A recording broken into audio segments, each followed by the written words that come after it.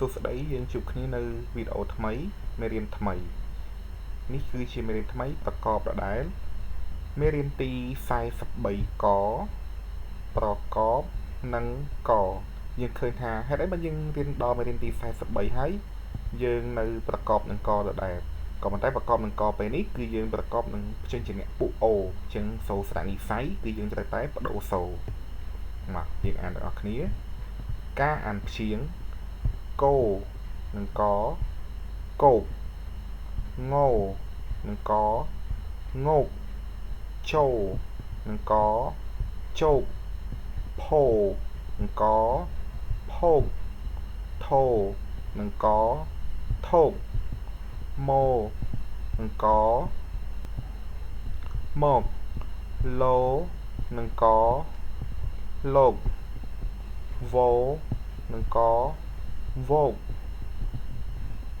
តារាងទី2យើងអានមិនផ្សំសូរចូលតែម្ដងទេគឺយើងប្រកបសិនកោអូកោនិងកគោកងោអ៊ីងានិងកងាកចូលអ៊ីជីនិងកជីកតូអ៊ូទូនិងកទុកម៉ូអេម៉ូអែម៉ែនិងកមេករោអ៊ីរីនិងករៀកឡូអឺលើនិងកលើកវ៉ូអែវ៉ែនិងកវេកហើយក៏សូមអធិស្ឋានក្នុងការបញ្ចេញសូរសំឡេងនៅក្នុងមេរៀនពួកអូនេះដែរដោយសារមេរៀនព្យញ្ជនៈពួកអូនេះមានព្យញ្ជនៈហើយនឹងស្រៈនិស្ស័យខ្លះហ្នឹងគឺយើងពេលដែលបញ្ចូលសូរចូលគ្នាវាមានការប្រែប្រួលខ្លះហើយនឹងសូរសំឡេងផងវាហ្នឹងវាអត់ដូចដែលយើងទាញបានចំ 100% ទេសូម្បីតែខ្ញុំបាទជាគ្រូបង្រៀនផ្ទាល់ក៏មានព្យញ្ជនៈឬក៏ពាក្យខ្លះហ្នឹងថាទៅគឺមានកំហុសឆ្គងតិចតួចផងដែរក៏ប៉ុន្តែខ្ញុំនឹងព្យាយាមថាឲ្យបានត្រឹមត្រូវហើយយើងទាំងអស់គ្នានឹងរៀនទាំងអស់គ្នាចូលទៅដល់ការអានពាក្យការអានពាក្យពោពោកលោលោកវេកឆារោវើកមេឃឈើ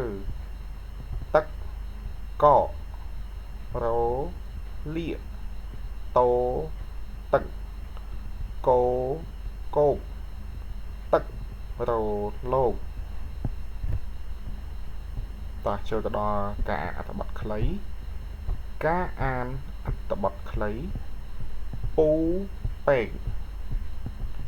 ពូពេកជីកដីដាំ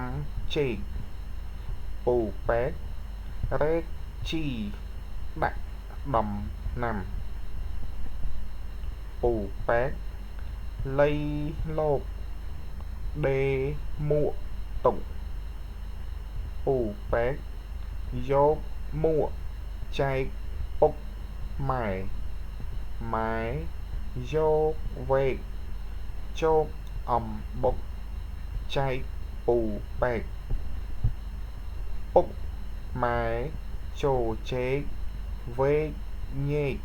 សរសើរពូពេកអរគុណសម្រាប់ការតាមដានទស្សនាវីដេអូជួបគ្នានៅវីដេអូក្រោយ